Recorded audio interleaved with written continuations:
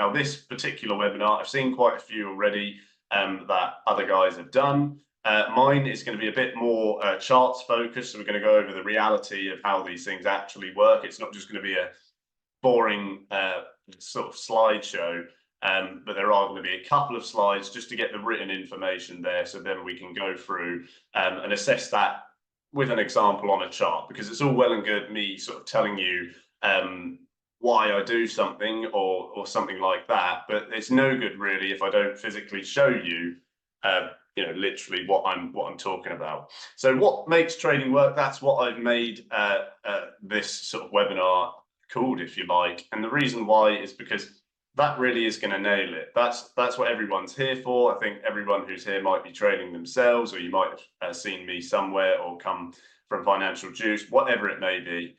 But we're going to look at the core parts that need to come together as a necessity, really, to make the whole system work. There's lots of different trading mentors out there, people who talk about trading. Some of them do trade, some of them actually don't.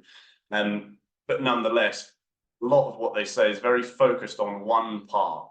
But for myself, it's various parts that come together to make the whole picture work. So, like I said, I'm Will Sebastian, pro multi-asset day trader. I am the co-founder and co-mentor at the Trading Mentor. That's what our live training room is called. We teach people live on charts every day. I was doing it earlier for the New York session.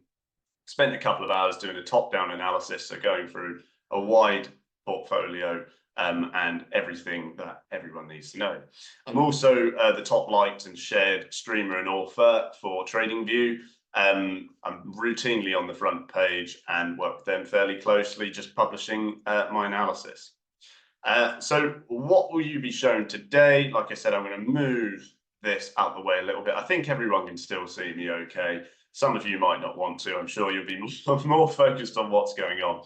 But like I said, there's going to be no boredom. It's not just going to be a series of boring slides about how great I am and how much I know. It's going to be an application on charts with real examples today. So probably some of the markets lots of you are looking at right now. I'm going to give my take on them, where I'm at with them in my own personal portfolio, why, how, and what I really consider within my trading plans. And that goes for day trading, swing trading, and occasional scalp trading. Mainly for myself, I'm a swing trader. It suits my lifestyle. I run various businesses. I teach various academies. And it means I can do things at my leisure. There's still work to be done there. I can still, come in and manage positions. I'm not just being completely lax and letting go. I do spend a lot of time in the office just managing my portfolio and, like I said, teaching others. But this is going to be mainly focused on how I trade consistently for income, my strategy. We're going to apply that to charts in 5 different ways on 5 different assets that we'll pick. Why people actually lose money trading, which you'll really enjoy, I'm sure, because it has a little bit of a different angle I take in quite a unique way, because the way we trade is not like normal. I would say probably you're not going to bump into people who trade in the same way as us. It's a very unique and different way, but it does work very well. And how, of course, you can stop losing money and or be accurate and find real consistency, because consistency leans on having a plan, essentially, and adjusting that plan as you see fit based on market sentiment, of course, which is very, very relevant now, because lots of you, like I said, might be users of Financial Juice and come across there. Very, very handy and neat news to have, which we'll discuss market sentiment as we go and that aspect. And again, of course, apply it to markets right now. So make sure you're here the whole way through, because I promise you, I don't mess around when I do these webinars. I don't really like sitting doing something boring or some half sales webinar going, oh my, just join and just forget about it and do this all later. We're going to do some actual stuff, some actual learning, if you like.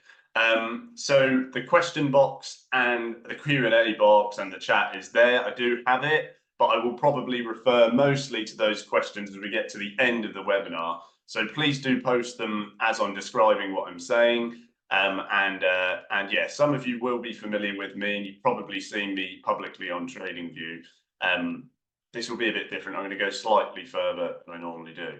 So let's quickly meet each other. Just a bit about me. I've got several dogs. I like walking in the countryside. I watch films. I play the piano. I like teaching people and trading myself. And like I said, I'm a full-time multi-asset day trader.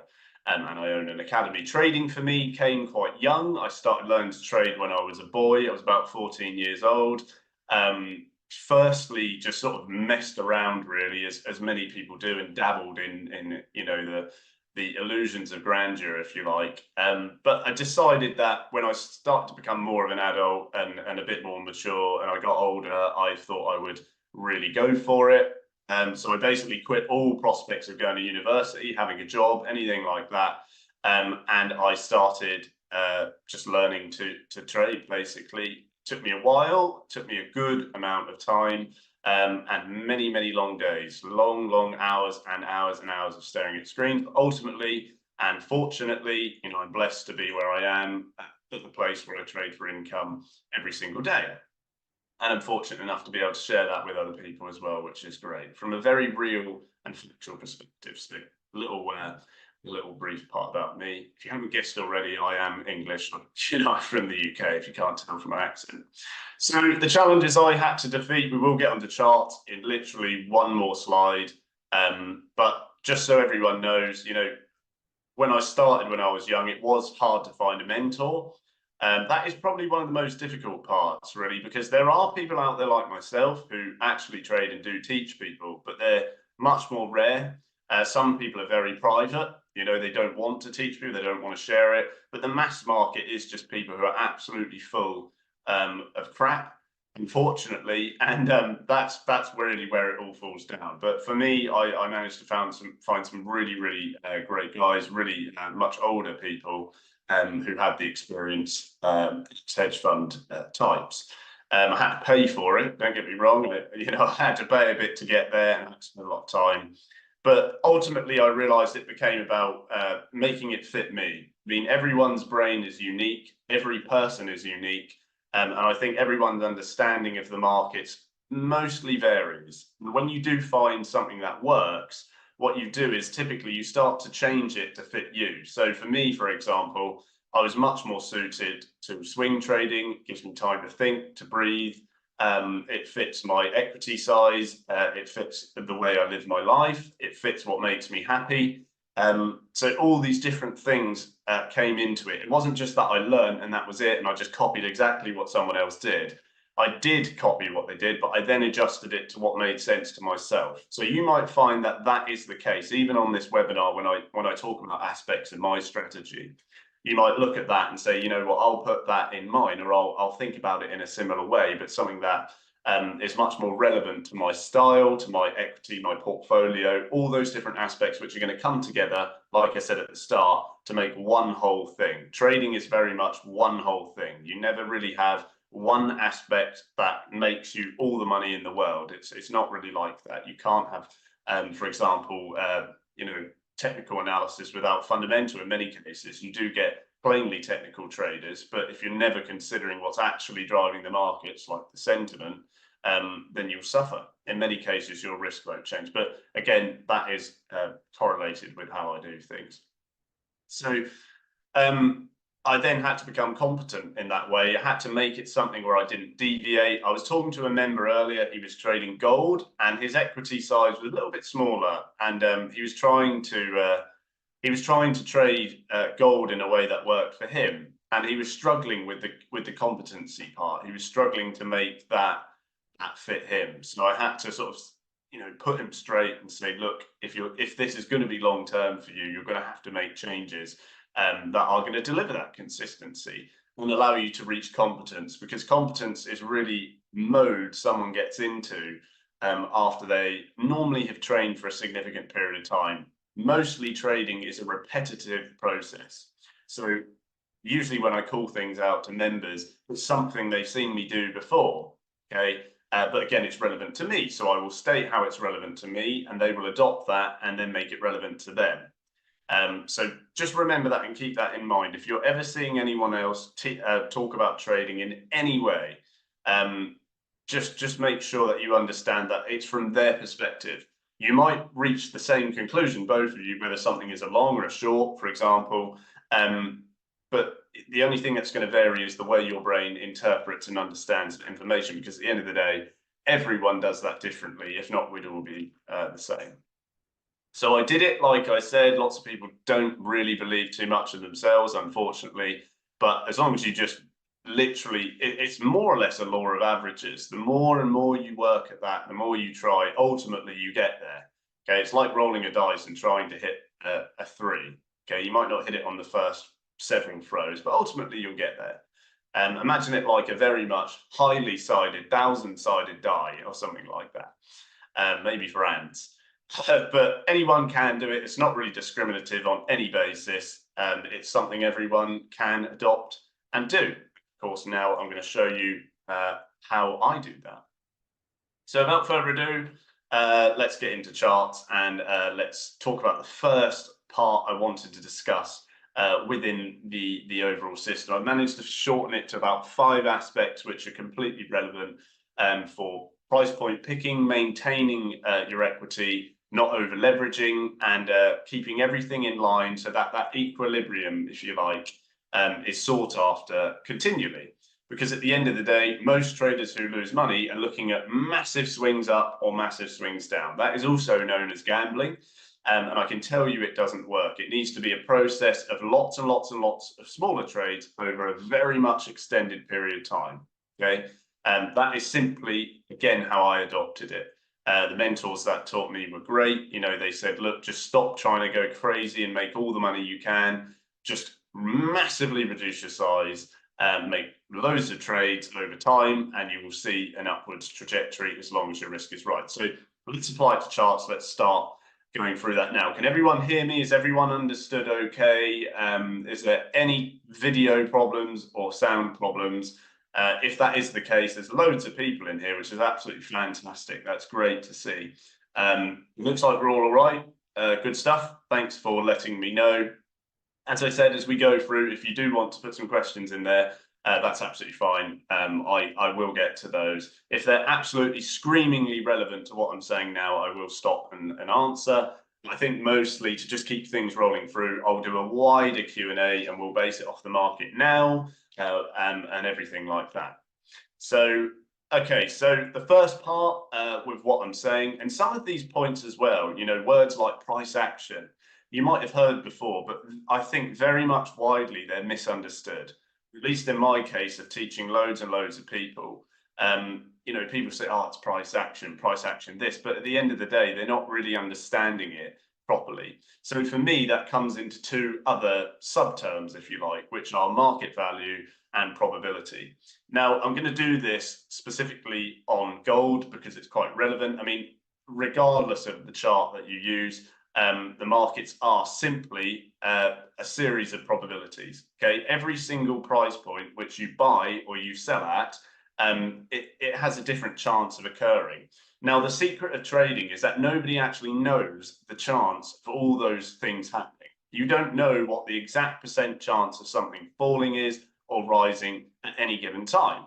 But to make money in the markets, you don't need to know that. You don't specifically need to know 100% at every single trade exactly what is going to happen. Because remember, like I said, if you're making a large series of smaller trades over a long period of time, you don't need to rely on big swings in win and loss, okay, or massive falls your way, like if you're dying to short your house on the SPX or something like that. You know, you're just going to get roasted if it keeps going away. Now, like I said, every entry and exit, it varies in probability, you know, but there are a few ways which you can more or less increase the chance of the trade you're taking going in the way you really want it to. And a lot of that comes down to, like I said, probability, but what I also call market value. And we're going to apply market value to gold charts now. So it's really important to know that any reliable business, and make sure you understand this fully, trading is entirely business, just like anything else, okay? If you were not on your computer screen and you were selling cars, you're doing the same thing on when you then log on to NT4 or wherever you trade, TradingView, doesn't matter. That dealership is buying the car for less and selling it for more, and so are you. Or conversely, you're selling it for more and buying it for less, right? So you're doing the same thing, and people have done this since the dawn of time, since we were cavemen, okay, chasing each other with clubs and tiger skins, you know, or mammoth skins, or whatever it may be. They were trading things, okay. They were giving something for something else. It's all necessity, and it's the same thing over time, okay. It's deal making, and it's getting value. Whoever gets the most value on their deals over time is the one who's successful, the one who makes money. So I always teach from the stance that you are a deal maker. When you're looking at a chart, you want to buy low and sell high naturally. But you've got to understand the swings in market variance, price action, and value, and things like that. So what does that look like then? What does it look like if you're taking a trade based on value? So I'm going to show you some examples. Like I said, I mean, we can get any gold ticker. I don't think it matters too much which one we are looking at, and I will refer back to our to the slides, etc., after this, and then we'll look at another point and how it entails, you know, the aspects I'm talking about. So I would say the clearest picture in somewhat recent times is on gold, and the reason why is because on gold you saw this high, okay, so you had improved market sentiment here. Okay, as soon as you get around COVID time, you would have seen it on Financial Juice, I'm sure. The panic comes in, the money goes into gold, and it comes up, okay, as a safe haven asset, essentially. And then what happens? Well, later on, when you get to 22, okay, you reach the exact same point. Now, it is absolutely no coincidence that kind of thing, and here's why. So when I ever use fib levels, okay, people use fib levels for all sorts of reasons. But if you pulled a fib out like this, you can see that the move you've got there is 100% as a retracement. So this short you would have had over here of March 22 was the maximum value on a factual basis for the market at that time. So if we zoom in like this, I think actually if I go like that, there we are, I can move it a bit. This point here held the maximum value and therefore the maximum probability of you making money because the price was the highest it's ever been. And the reason why that's so important is because if you were shorting at that point, of course it fell wildly. And most of the time, professional traders like myself or institutional traders, the larger money in the market, will always be looking at these points in terms of probability and value. Now, lots of people don't get that from that stance. They will see this, they'll see a pull up to here, they will either buy into the highs, which obviously isn't a good idea because you're naturally buying high price, which you would never do in any other business.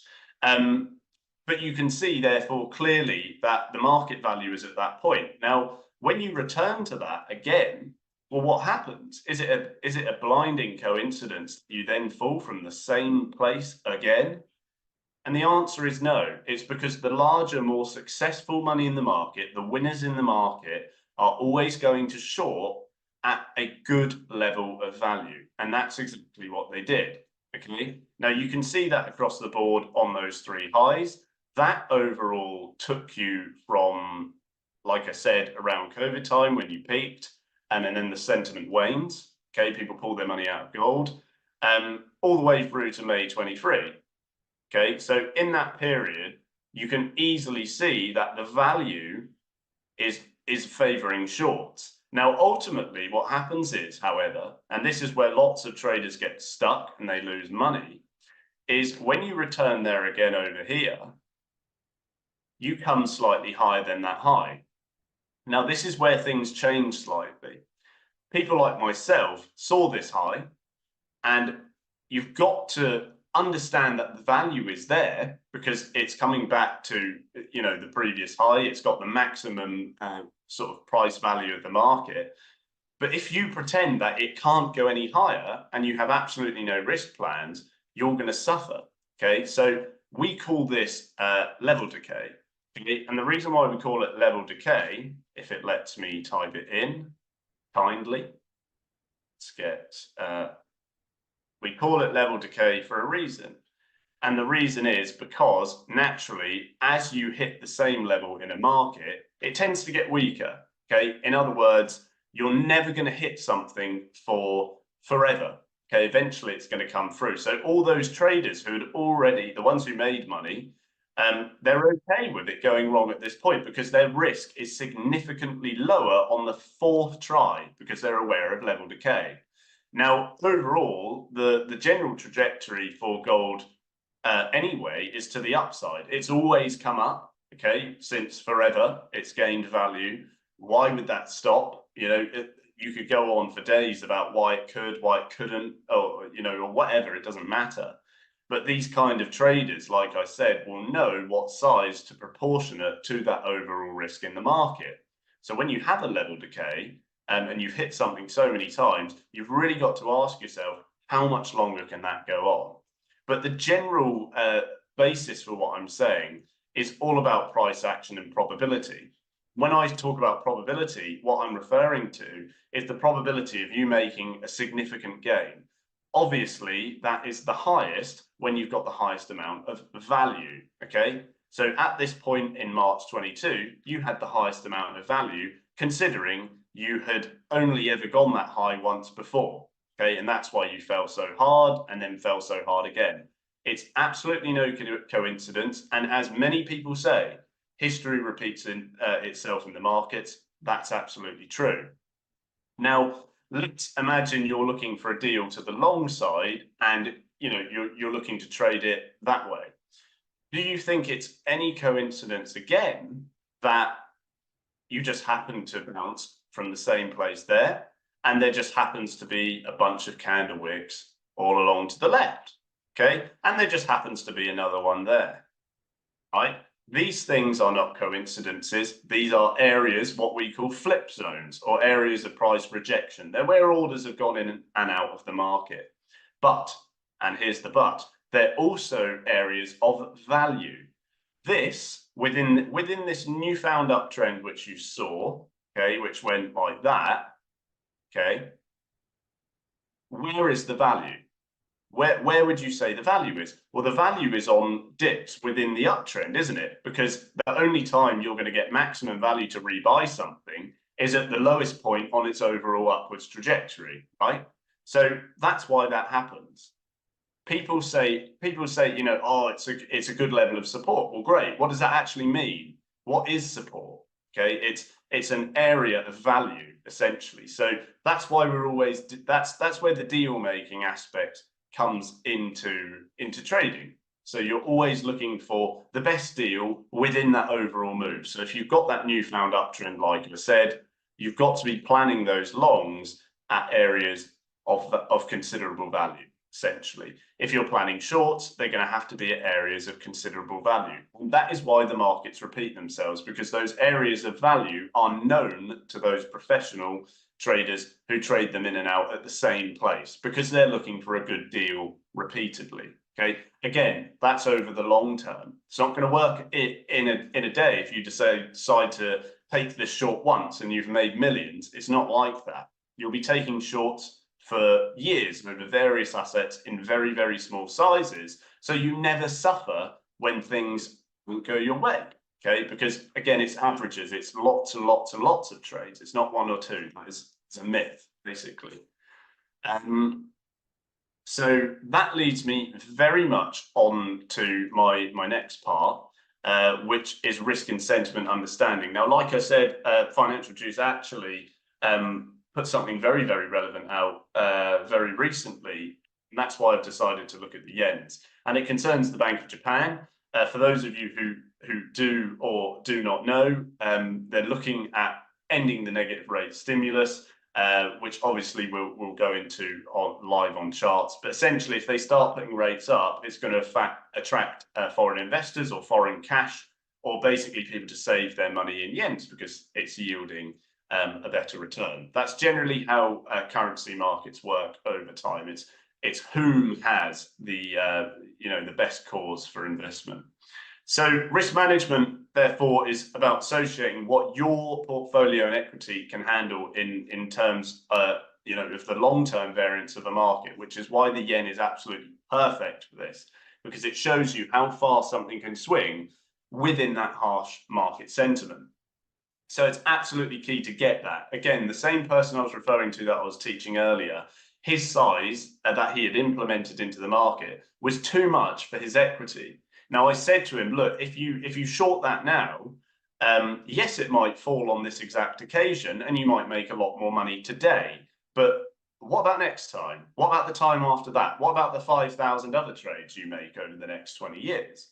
Eventually you're going to bust if your size is completely disproportionate to your equity overall. So for ourselves within our academy, we basically split our drawdown overall on our equity per asset and per portfolio, because that allows us to micromanage all sections of the portfolio all in all. Most of our traders who we teach, and in fact ourselves, have split portfolios. So you've got effects in there, you've got indices, metals, things like that. Okay, sometimes other raw commodities, agricultural commodities.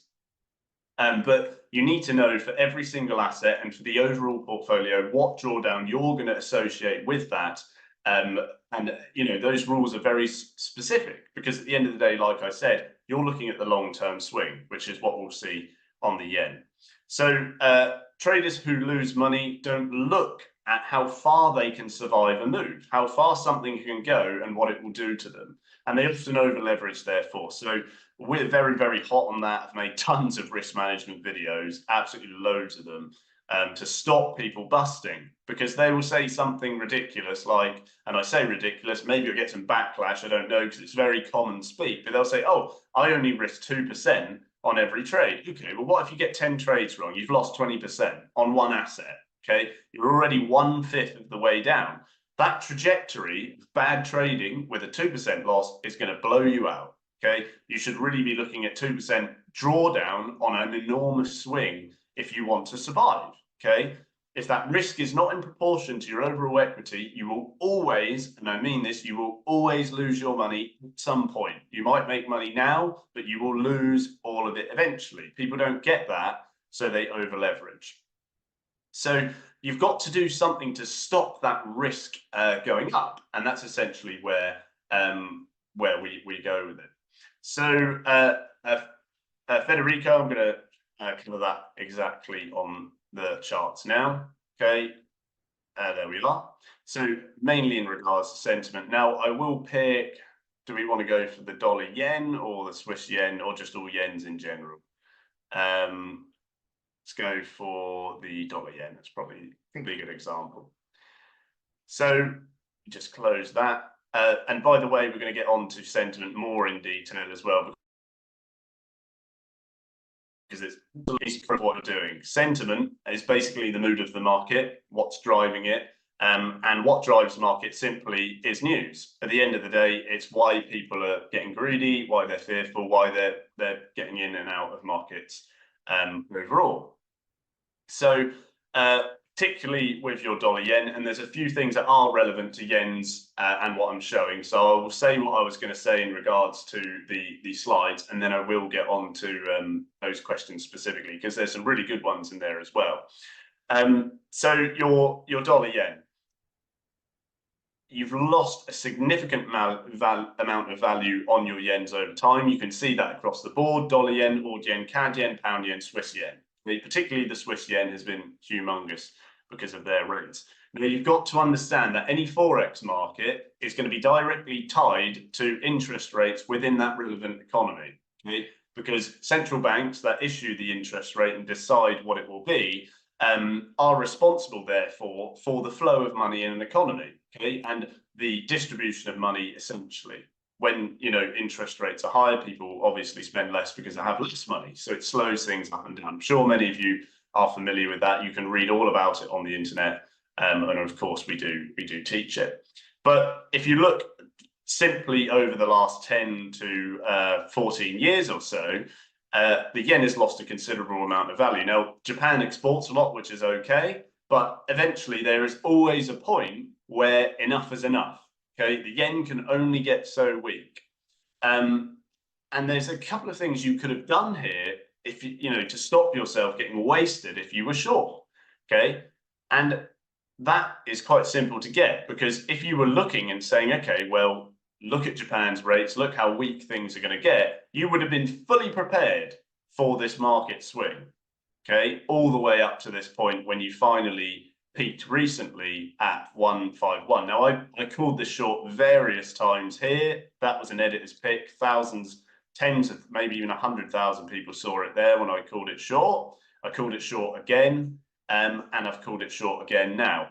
Now, just quickly as well, what do you notice about the three circles I just labeled in regards to what we were just saying about gold? It is that the larger money market, professional traders, people who get things right consistently, can see that that is an area of value. Okay, why is it an area of value? Well, it's an area of value, number one, because it's high, but number two, because it's been hit once, hit twice, and hit three times. Clearly, someone is selling it. That should be screaming out at you. And yet, lo and behold, people buy and buy and buy and buy and buy, and they completely ignore the sentiment. They don't read into the very shorthand and easy to understand things they may see, like I said, on Financial Juice, which is why it's very ideal. The latest being at 5:04, an hour and a half ago exactly, in regards to the Bank of Japan discussing negative rate exit next week. So you've got factor one, you've got your probability there, you know that's value, that is short side value. And it's all about managing your risk on the way up, because if you were looking to short this as it rose, there's nothing wrong with that particularly. It just needs to be a case of risk management. Okay? And what I mean specifically is if you short it here, okay, the price does go higher, but you need to ask yourself, how strong is that sentiment? How weak could the yen get? And how harsh is that price action pulling you up? So you would say, okay, well, it is very harsh. Therefore, based on my equity, I'm going to work out the maximum drawdown I could possibly survive on an intense move. I will prepare for that. I'll space things out a lot. I might take only my second short there. I might only then take a third one much higher. And what you're doing here is you're casting the net out with a much lower size, because you're asserting your drawdown for that asset specifically. Your drawdown for that asset is going to be associated with your equity and the risk in the market. Okay, so you need to have enough equity to last rises like this. And in a nutshell, that is why people lose money overall. That is what causes people to lose money. Their size of their trade is not in line with the sentiment and probability and all the long-term outcomes of the market, which inevitably and inherently are going to be vicious swings from, like I said, 129 or 130 all the way up to 150. And if you can't handle those swings, you will lose money tomorrow or next year or the year after. Okay. So a couple of questions relevant to what I'm saying. Some of them aren't, unfortunately, but I will answer them anyway.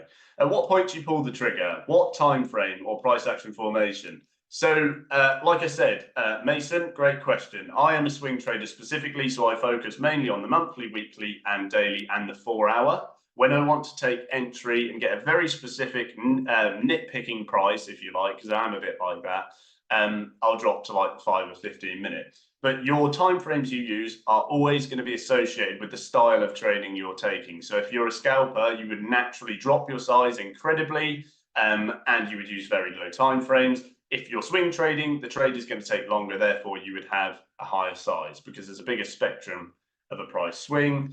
Do I use interest rates to see to basically manage my bias on yen sentiment? Yes, because obviously interest rates are going to dictate whether people buy or sell their yens. Do I think the Bank of Japan will surprise us? Not particularly. There's always going to be talk about that. I would say no. And in any case, you've already got a technical price point that is high in market value anyway, so it doesn't specifically matter. People ask me all the time, and I can see another question in regards to timeframes. What is the best one? There is no best one. It is all about your style of trading. If you're a swing trader, don't sit there on your 1 minute chart and try and work out what way the market is going long term. put it up to the monthly, and you can see clearly the situation long term. If I put my chart to the 5-minute, it's useless, okay? I can't see where the market is going in years to come, because all I'm looking at is the market for the last 12 hours or something. So don't worry about that. No time frame is the best. It needs to be relevant for how long you're willing to hold the trade. If you're a swing trader, you'll be willing to hold it for longer. Therefore, you will use a longer, higher time frame. The example's useful, but time frames are improbably large. No, that's not true. Like I said, you can trade on any time frame. Simon Paul, why is every market linked to interest rate? Because interest rates essentially control the flow of money in the economy, like I said. These are things you can easily look up on the internet. It's very basic economics. You know, if people can spend more money and rates come down, stock markets go up, people don't want to save the currency, and vice versa. So that's what that's all about. But again, you can see those rules, which I was saying. If you're going to survive such a harsh move, you need to study the sentiment and study the risk that is applicable to your equity personally, not the guru you saw online with a Lamborghini, but the amount of money you have got yourself, okay? Don't over leverage, in other words. So then that leads me on to my next point about proper risk management, or proper, like I said. Now, this is something which we always go on about and makes our core strategy. We don't use stop losses. I don't use a single stop loss. I haven't for years, and I'll tell you exactly why now. The reason why, like I said, is because I have a specific drawdown per asset and per portfolio. So therefore, if I know what the maximum risk I'm going to incur on such a large market swing is, I can do everything I have to before we get to that point to basically stymie that rate of drawdown, or the increasing drawdown on that asset. And I'll show you exactly how that works now on the pound New Zealand, or any chart, doesn't matter what it is. Okay, Franklin, good point. Don't worry about it. I only answer those because they were relevant directly to what I was saying, but I will answer generally questions like Noah asking about terms of return later on. So proper risk management, stop losses, there's something that everyone looks at online. They think, oh, I need a stop loss, I can't trade without one. That is absolutely and factually incorrect. And you're not being loose and dangerous and risky by not using a stop loss. It's actually completely the opposite. I lost more money using a stop loss years ago than I ever have using without one. Okay, because like I said, if you're setting a 2% stop loss on a trade, what if you're wrong 10 times? You will be 20% down. I won't, because my maximum risk is 2% on an asset spread across a massive portfolio. Okay, so it's much harder for that to occur. And like I said, we use proper risk management, or our proprietary damage control rules. We call it damage control because instead of using stop losses, we start to hedge increments in the market to sustain ourselves. So as the market goes against us, we make small hedges to accumulate gains on the anti side and then take out the accumulating drawdown. Okay, we do that very early before we reach our maximum drawdown per asset, because it gives us a massive amount of room to work that trade out. We call it washing, because what we do is we take gains on the opposing side of the market to wash out the trades that we've got running on the wrong side of the market. You do not have to make a definitive loss. You don't have to trade, exactly with, a stop loss and close it out every single time, because inevitably you will make money. You will lose money, sorry. So we take a different approach. We don't use stops, and I'll show you a clear example. And we plan our drawdown at all times, and we hedge to accumulate gains, as I said.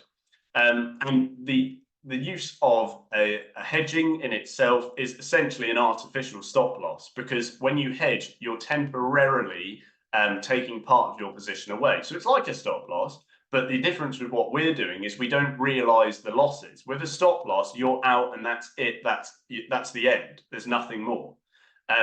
But if you don't use a stop loss, it's not over, okay? And you can actually hedge as the market goes against you.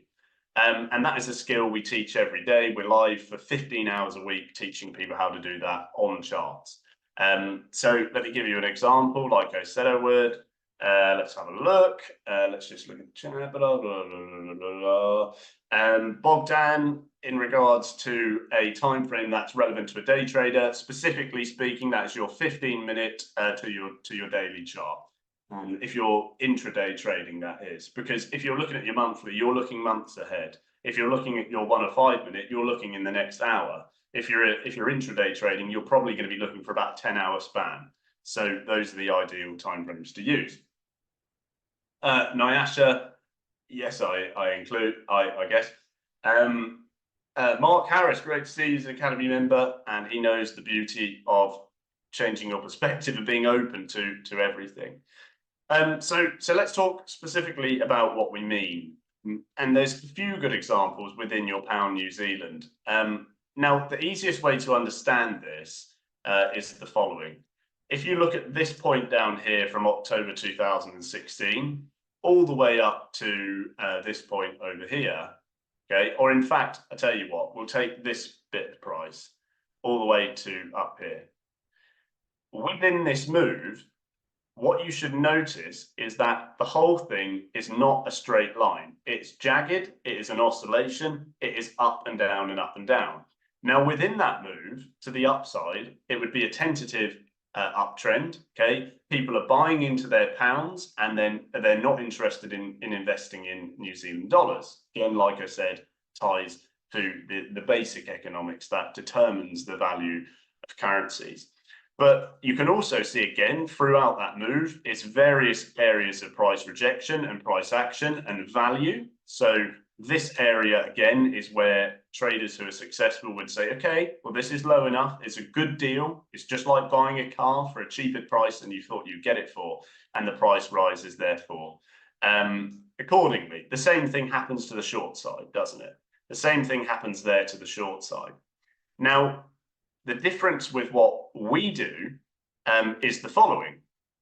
And there's a good example here. So let's say, and these circles I'm going to draw are going to represent where you might have shorted the market. So let's say, well, actually, no, we'll use a red line. Let's say you shorted there, where I'm drawing this line is. Okay. Let's say you didn't use a stop loss. And then you shorted again, let's say there. Now, at this point, you've got two shorts wrong. Okay, they've gone wrong and they would start to accumulate drawdown. In other words, the more the market moves away from you, the more you're going to start to accumulate that loss, essentially.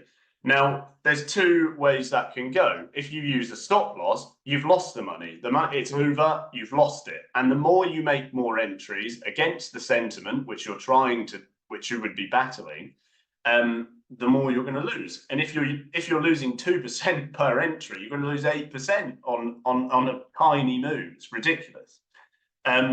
So what we do is we use look at how many weeks this asset sits going sideways. For example, here, this up and down and up and down and up and down move, you could have closed the shorts out at this point, but even if you didn't, you've got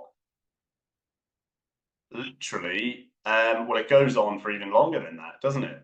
But you've got weeks and weeks and weeks to be buying here and then killing it off the gains. So you could have bought the whole way along for all these weeks. And what would have happened is you would have started to make money. You would have added on more and more gains to your balance. Although the drawdown is rising on the shorts, you're gaining profits on the longs you're taking as a counter trend, okay? Which you can see all the way across. So all of those profits you could have taken there easily would close out these former losses down here, and you would be well in gains anyway, okay? And this happens on all charts, all day, on all time frames, and is applicable to all types of traders, no matter whether you're a swing trader, scalp trader, intraday, doesn't matter. You can always use these things to get rid of those losses. Now, I would say probably the better example in this instance is over here, okay? So let's say you shorted much earlier than I'd said, okay? So you shorted 180 and then again at 185, let's say, you're a swing trader. At this point, once you get around here, okay, and I'll draw this, let's get rid of the eclipse. Once you get around here, and let's make this arrow a different color, you're going to be in loss on these two shorts. These two red lines are going to be in a losing position. But look at all the red arrows. You could have bought and killed it, bought and killed it, bought and killed it, and bought and killed it repeatedly. And you would have made so much money on the long side hedging that you could eventually just get rid of the shorts. Okay. And we basically do that, and we're able to do it because I could decide on that second short that I wasn't going to add anymore. That's it for me. My drawdown is growing too much. I don't want to take on any more risk, and I'm only going to protect myself to stop the rate of drawdown increasing over time. Okay. And the earlier you do that, the more success you will have in not letting the market rip away with you and cause you all sorts of problems. Now, the same thing is viewable in a much more of an oscillation sense on something like euro dollar, for example. So if you take the price action on euro dollar from where we've got it here, from, in fact, what I'll do is I'll draw blue lines to basically be long. So let's say you took it long there. Okay, where that blue line is, you took it long there, so you've got it wrong, right? You've got that wrong. Let's say you then took it long again here, you've got it wrong again. So by the time you get down here, you've got a decision to make. Do you want to re-long, okay? Or do you want to stop that rate of drawdown? Do you want to stop yourself from getting more and more accumulating loss, okay? Now, the trader that bought here and bought there is already out. They've lost money. It is gone. You've sacrificed the money already. But if you're trading like we do, you could have hedged all of these pops up as the market fell against you. You could have hedged multiple times to the short side. Okay. So if you took 4 shorts there in very simple terms, by the time you get back up to here, okay, where I'm going to draw this eclipse, by the time you get back up to here, you could have just closed out that one and that one, and you would probably be in profit overall, rather than killing the loss straight away. And the same thing is true because you could have hedged all the way down. Look at all the price action levels, like I said before, look at all the market value. That's what candle wicks represent. They represent where orders have gone in and out of the market, and they repeat. And in many cases, the market slows and slows and slows and slows and slows. So that is basically how we manage risk. We cut the stop loss out. We don't use stop losses. Everyone in the academy does not use a stop loss, and there's loads of people in there. Okay, so, and we taught 1,100 people now with a 5-star rating. So it's really, really more about taking, you know, if you lock your mind to say, oh, I can't do anything else, I have to use a stop loss, you're just shutting your world off to all the possibilities. And it doesn't have to be that way. I'm proof of it, and I've said that publicly for years. I don't use a stop loss, and I don't think I ever will. Stan, Eric first, how's it work in futures? Exactly the same way. I mean, it depends what way you're trading the futures and what market specifically you're referring to, because there's a million different futures markets that you could be talking about. Some of them have varying degrees of order structure. Some have varying degrees of stretches in the market. It just depends on the asset. But particularly when I'm mentioning this, you can apply it to things like SPX futures, for example, like on a ticker like this. Okay, any futures market like that, you can do that on, absolutely. Stan, what is your entry signal, if you like, for buying and selling? I would say it's wholly on price rejection and price action. So resistance and support are basically hand in hand, interchangeable terms with price action and rejection levels. They're just telling you where orders have gone in and out in the market, and therefore where the market value is. Because if people are taking their money in and out at a certain point, then there's got to be inherent market value. Eric, do I buy one instrument and sell another? No, not well. I do want a diverse portfolio, but I'll be buying and selling the same asset at the same time. Okay. By hedging, do I mean closing losing trades? No, I mean accumulating long side gains or short side gains, and then using that money to close out the former trades. When you hedge, you're not shutting the former trades out, because if you do, you lost money straight away. Okay, that's why I don't use a stop. But when we hedge, we're accumulating profits on the other side of the market, taking the money and then using it to dispel the ones we got wrong, if you see what I mean. And we'll take more questions on that nearer the end. So a couple of things I just wanted to talk through as well, because I'm aware of time. I don't know, it's almost coming up to about 50 minutes, I think we've been doing this. So good amount of time already. I hope everyone's learning. Let me just go back there. So the next thing I wanted to discuss, I'm just going to move myself out of the way, is diversification. And it's basically understanding that if you trade one asset, your risk is all going on that one asset, okay? And generally, I would say inherently, trading one asset is just going to naturally magnify the risk. If you've ever heard the saying, all your eggs in one basket, it does both ways. It magnifies the risk, and also it stops you making as much money. Because if you're trading more assets, you'll get more opportunities. If you're only trading gold and gold doesn't move, then you won't make any money that day. But if you're trading 7 FX pairs, one of them is bound to move, at least to some degree, and therefore you can make profit in that way. So diversification is really, really important if you're not doing it. Okay. Now that doesn't mean you need to put 60 assets in your portfolio. It can be 3 or 4 or 5. But just more than one specifically is what I'm getting at here. So if you say, look, I'm going to sell my house and go nuts shorting gold, all your risk is on gold and all the money you'll ever make is on gold, whilst the ORD moves, whilst the FTSE moves, whilst the French CAC moves, whilst everything else moves, you're stone stuck on gold, okay? So I would very much consider diversifying if that is you, and just spacing things out a bit so you get that wider portfolio. Whenever we teach, we have specific plans for every single asset, specific drawdown for every single asset, and specific drawdown for all portfolios. And we often help people arrange them based on their lives or their approach as a trader, whether they're intraday or day trading or they're swing trading, etc. So in any industry, if you put everything you've got into one thing, your risk just goes up. Okay, so I would very much say if you're going to trade, have maybe 3 assets to start. Don't go crazy and put 10 or 20, put 3 or 4, maybe 5 once you're rolling a bit. And we're able to do this because our sizes are minuscule. The reason why this works is because we take very small sizes over a wide portfolio rather than putting a massive stop loss, massive size on one asset and it going wrong. Okay, like I said at the start and throughout, the longer you do things over a long period with small increments, you naturally lower your risk. You're not looking for the moon and to be a millionaire next year. You're making a steady income. Trust me, it is far better to look to start to make an income first from trading and then take it larger, rather than say, you know what, I want to make millions now and I'm going to do nothing. If you don't believe me, you can go to your dentist tomorrow and let them do work on you after a month.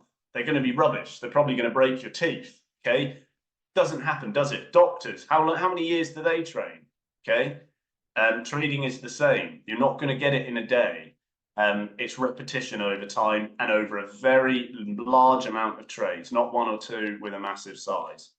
So that's what we teach. So an example of that, simply, if you look at my watch list, I trade FX portfolio, I trade an indices portfolio separately. So I split the two. And that helps me a lot. Okay, so if you were looking at assets to add, okay, you can see across the board, there's various ones. You've got dollar pairs, your CAD pairs, yens. I don't really trade crypto personally. My strategy is completely applicable to crypto. But if you want to get things a little bit more steady, I would definitely rather trade indices, assets. I trade the FTSE a lot. I trade the French stock market a lot. And like I said, various FX pairs. I'm lighter on the yens because of the inherent risk long term.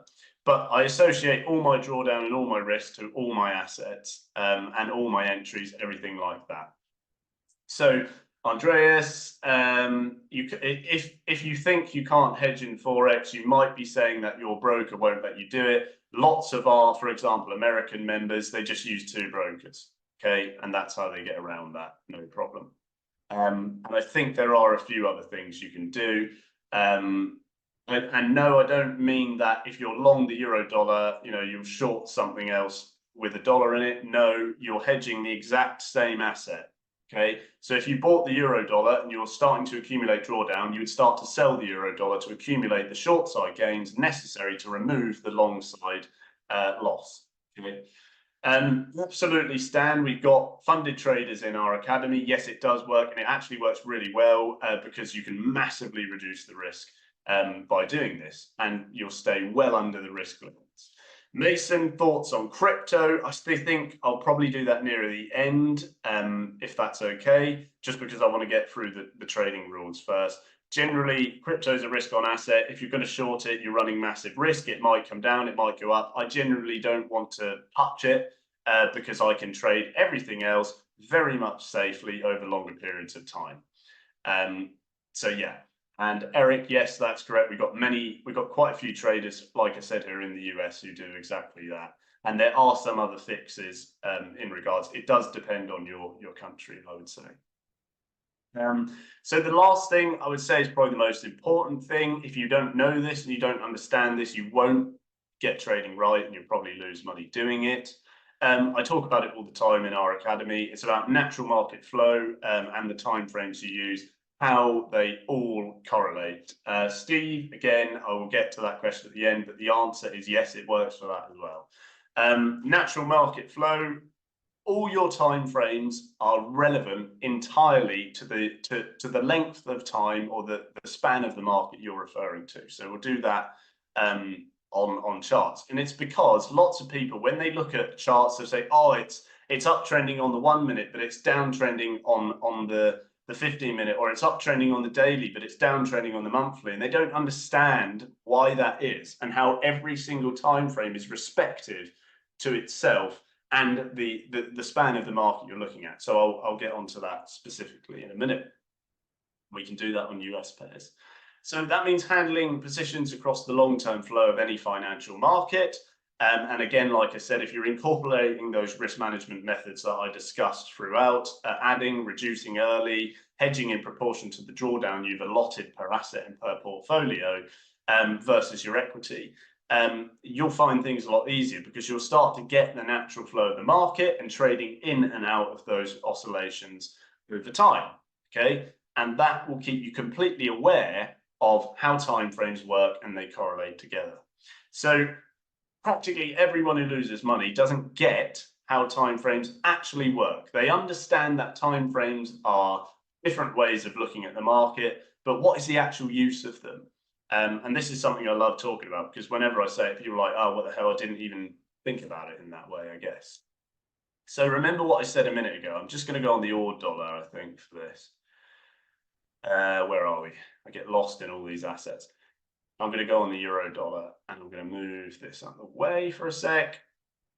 Okay, so clearly what you can see on your weekly, for example, is the AUD dollar. It's downtrending over this term. Okay, it's downtrending from February 21 to where we are more or less. You have started to have higher lows, which is starting to eradicate that. But generally, if you look at the trajectory long term, you could say it's going down, okay, because it is. Now, what happens if you change to the hourly? What trend have we got now?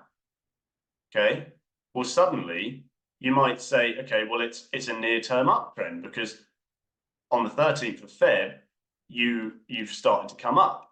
It's fairly flat, but you might say, okay, well, it's uptrending. Now, lots of traders would then get confused. And then they would say, okay, well, if it's downtrending on the weekly and it's uptrending on the 1 hour, which is it? What shall I do? The key is this: the flow of the market.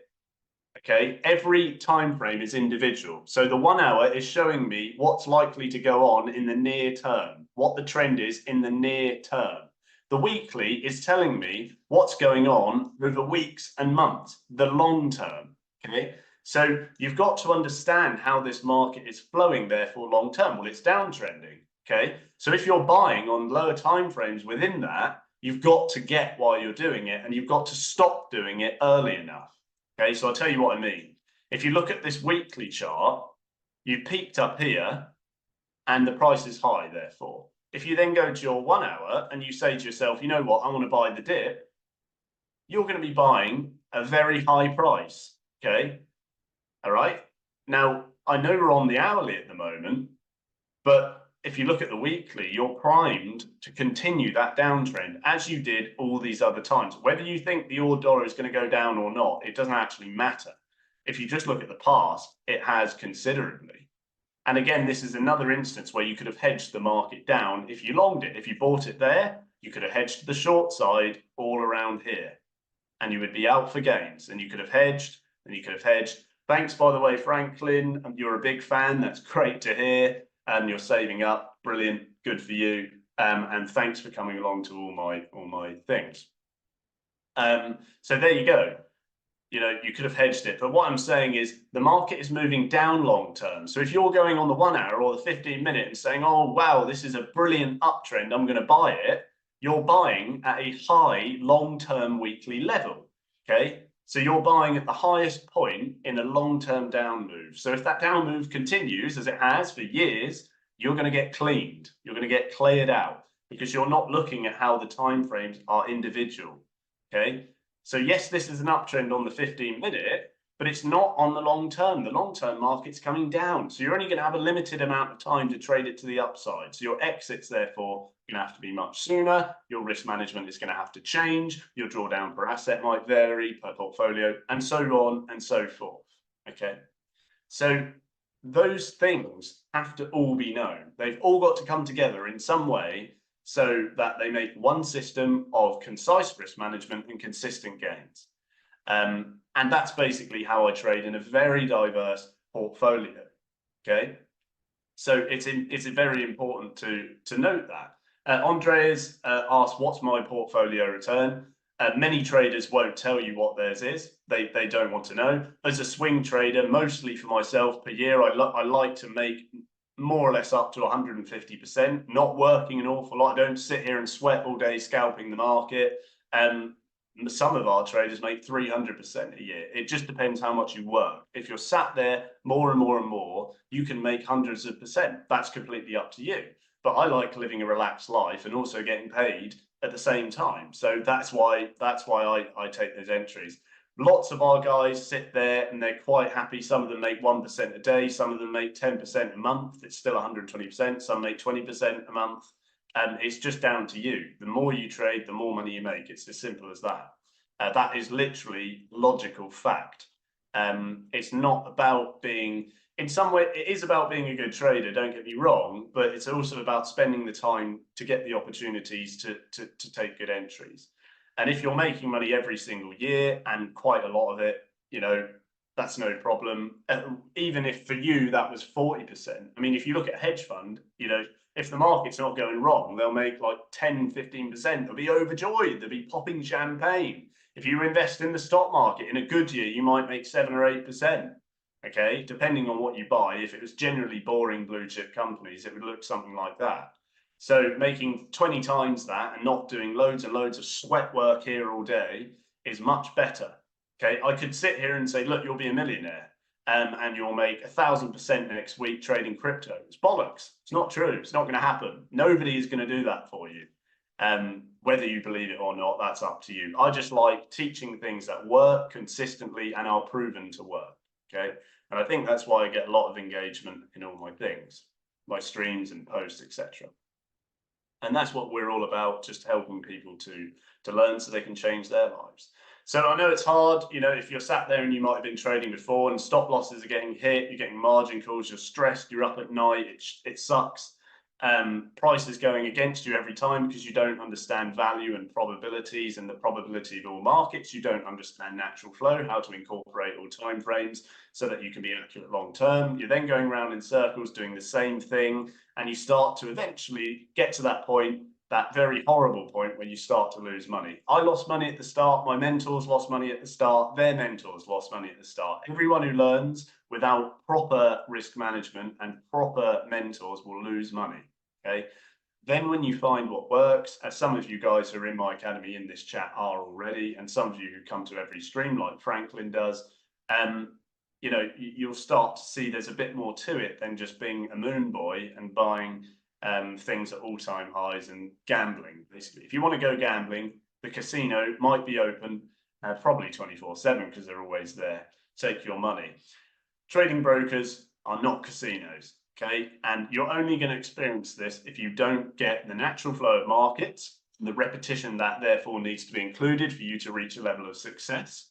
And the risk management part, allotted drawdown per asset, and most importantly, I would say putting your foot down early enough to slow the rate of drawdown, we call it, and prevent any growing loss that is unsustainable for you. Every trader who loses money doesn't get the long term. They don't get the long-term picture. So they take ridiculous risks and they get absolutely cremated like they will be in the risk on market now. And like I said, there's poisonous mentors everywhere. Like, you know, I said, I like sitting, I like teaching people, I like making money trading myself. You know, I'm not looking to buy a Lamborghini tomorrow. I never was. I enjoy my life. I trade well. I make money trading, and that's what it is for me.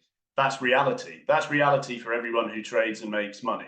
Okay, everyone who doesn't will sell you the dream, and that's why there's a bin there. They will sell you the dream of it making you rich immediately. You can be rich doing it. Absolutely, you can make millions of dollars doing that. But it's just what suits you and how fast you want to progress at it. But it's always about who teaches you. You either get real people who teach you, or you get fake people who sell you. Okay, so that's why I spent so much time on charts. Because, you know, I didn't want to sit here and make it all boring about. I've seen some other webinars and they're quite slow. Anytime you see the wealth involved, it's probably going to be something that's somewhat fake. So I never put anything like that out. So in short, what works, I guess, to summarize what I've said, and please do ask questions if you've still got them. Trading like people have since the beginning of time, since you had market stalls in the street, buying low and selling high is literally what works. Doing that within a manner that is controllable for your equity and your personality and the market scenario at the time is absolutely essential. You need to lessen your risk when there is inherent risk in the market. You should never be upping your risk to something that's sustainable. And you should understand the natural long-term flow of all markets, where the best deal is, okay?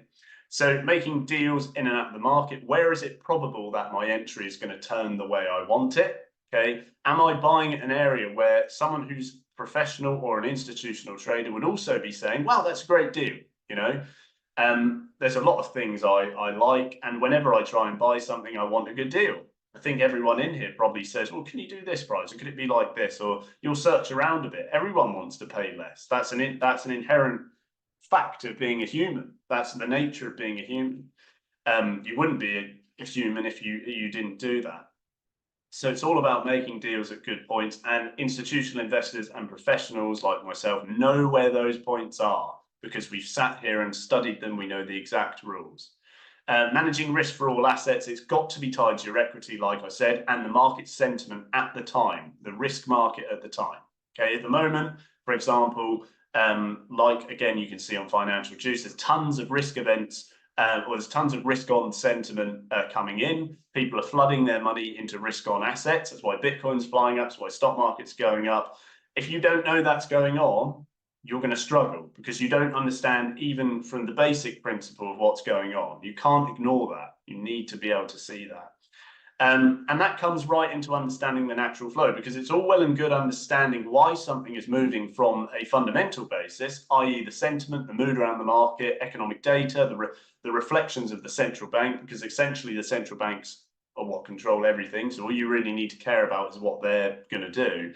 That comes all hand in hand with the natural flow of the market, because from a technical perspective, what that will look like over time is an oscillation. It will look like people buying at a great deal here and selling at a great deal here, and buying and selling, buying and selling. So if you're not trading within oscillations, you're trading against the natural flow, and therefore you might find things get slightly harder than they need to be, or in many ways your risk is going to be completely out of line with the natural flow of any market, and you'll struggle because what you'll do is you'll start buying high and selling low without even realizing it, like I just showed you a minute ago on that chart we had for the oil dollar, for example. Okay. So if you want some reality, therefore, someone asked me about results. We're 5-star rated, or my academy is. We taught people in every continent, all over the world. I stream most days as well and teach some basics to people, but we go live for 2 or 3 hours a day in the live room. So if you want to learn to trade for income, you need a plan. You need something that is going to be referred to every single time you wake up and go into the markets. And you'll need to study that every day. You'll need to know, what sentiment you've got, what's going on, and your entries, exits, your drawdown per asset, everything like that. You'll need to be consistent with that plan. So when you do refer to it, you'll refer to it again and again and again and again. And myself and my co-founder, Alex Sorrow, we teach people all day. We will teach you in the live room. Then if you're stuck, we'll sit with you for the rest of the day if need be. That's what we do. It's in our blood, and we love doing it, I guess. So you'll need a plan. You'll need to be consistent with it. Now, a plan is not something you just chuck together willy-nilly and you say, you know what, I'm going to buy at this price action level and I'm going to sell at this price action level. Oh, I'm only going to have 4%, not 3% risk. It's never going to work like that. Okay, you can't just chuck it in. You need something that people are doing, which is making money, which you can then reflect on. You can learn again with us for 3 hours a day. Live on charts with us personally there. You type a question, we'll answer it, we'll speak it to you basically and write it on the charts. Someone who will sit down with you and help you. Lots of people who run academies won't do that. They won't do that at all. So like I said, here's one of our reviews, and it sums it up. It was one I picked specifically. There's a link there in the chat box. I wouldn't use that one because it's going to take you to our homepage. What I'm going to do is I'm going to put a different one up in a minute, and it will take you to exactly what to refer to. But like I said, we do 10 to 15 hours every week, week in, week out, no problem. Lots of our members get at least 1.5k pips a week. For myself, I normally average 5,000 or 6,000 a month. The trading room is the perfect place if you want to know how to trade. Their teaching is more than what you can expect from a trading room. You learn everything you need to know about Forex or trading in general. If your goal is to be a real trader, this is the place to be. So lots of our reviews are very much like that. We're a very honest academy and honest trading room because we're there every day. You can consult us right there. We don't just hide and run away. You'll get hundreds of hours of videos and everything you need. So there's a newer trader experience. In the bottom right was us live in the Zoom room earlier with our members. That's a euro pound you can see today if you want to go and check the chart or whether it's the right one. But yeah, we were live again for a couple of hours yesterday, running over all charts, all strategy, answering all questions, every single part of our strategy overall. And again, a review, someone who's newer, I thought that would be handy as well. They say just try it and you'll see what happens. Most people who come in and try it are very, very much completely into it. You gain the confidence needed. And lots of people come in and say, wow, I've never seen markets like this. I've never found people who help me as much. And this is fantastic. So another great review there. And we also call all our trades out all day on all assets. Everything we're taking, our entries, exits, we call it out live to you.